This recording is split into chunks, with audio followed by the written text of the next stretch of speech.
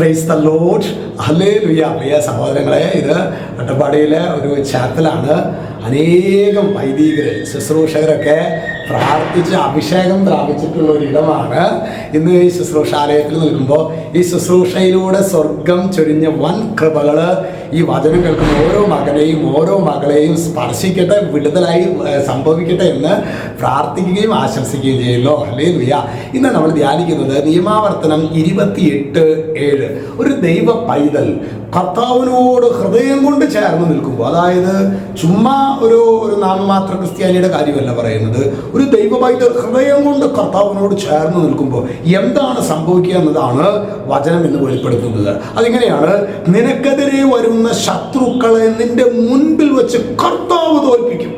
അതായത് എനിക്കെതിരെ ഒരു ശത്രു വന്നു കഴിഞ്ഞാൽ ഞാൻ ഹൃദയം കൊണ്ട് കർത്താവിനോട് ചേർന്ന് നിൽക്കുന്ന ഒരു വിശ്വാസിയാണെങ്കിൽ, ഒരു ക്രിസ്തു ശിഷ്യനാണെങ്കിൽ, നാമമാത്രമായ ക്രിസ്ത്യാനിയുടെ കാര്യമല്ല, മാമോദീസ ജലം എങ്ങനെയോ തലയിൽ വീടു എന്ന് കരുതുന്ന ക്രിസ്ത്യാനികളുടെ കാര്യമല്ല, ഹൃദയം കൊണ്ട് കർത്താവിനോട് ചേർന്ന് നിൽക്കുന്ന ഒരു ക്രിസ്തു ശിഷ്യനാണെങ്കിൽ നിനക്കെതിരെ വരുന്ന ശത്രുക്കളെ നിന്റെ മുൻപിൽ വെച്ച് കർത്താവ് തോൽപ്പിക്കും. എന്നിട്ട് പറയാണ്, നിനക്കെതിരായി അവർ ഒരു വഴിയിലൂടെ വരും, 7 വഴിയിലൂടെ പലായനം ചെയ്യും. അവർ ഒരുമിച്ചൊരു കൂട്ടായിട്ട് നിന്റെ അടുക്കിലേക്ക് വരും. പക്ഷെ അവർ ചിതറിക്കപ്പെടും. നിന്നെ എതിർത്ത് നിൽക്കുവാൻ പറ്റുകയില്ല. കാരണം നിനക്ക് വേണ്ടി ജീവിക്കുന്ന ദൈവമാണ് യുദ്ധം ചെയ്യുക. മകനെ, മകളെ, ഒറ്റ കാര്യമുള്ളൂ: നീ ഹൃദയം കൊണ്ട് കർത്താവിനോട് ചേർന്ന് നിൽക്കുന്നുണ്ടോ?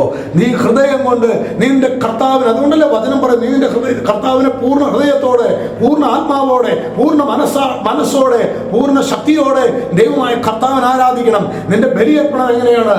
നിന്റെ കുംഭസാരം എങ്ങനെയാണ്? നിന്റെ ജപമാല അർപ്പണം എങ്ങനെയാണ്? നിന്റെ കുടുംബ പ്രാർത്ഥന എങ്ങനെയാണ്? നിന്റെ വചനവായന എങ്ങനെയാണ്? തമ്പുരാനോട് ഒത്തുള്ള നിന്റെ നിമിഷങ്ങൾ, നിന്റെ വ്യക്തിപരമായ പ്രാർത്ഥന എങ്ങനെയാണ്?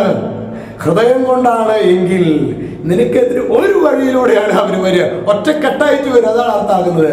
പക്ഷേ ഫൈറ്റിങ് തുടങ്ങി കഴിഞ്ഞാൽ പല വഴിയിലൂടെ ചിതറിക്കപ്പെടും. ഓ ദൈവമേ, ഹൃദയം കൊണ്ട് കർത്താവിനോട് ചേർന്ന് നിൽക്കാൻ വേണ്ട ഒരു അഭിഷേകം ഞങ്ങൾക്ക് നൽകണമേ.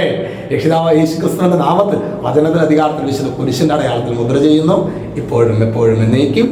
ആമേൻ.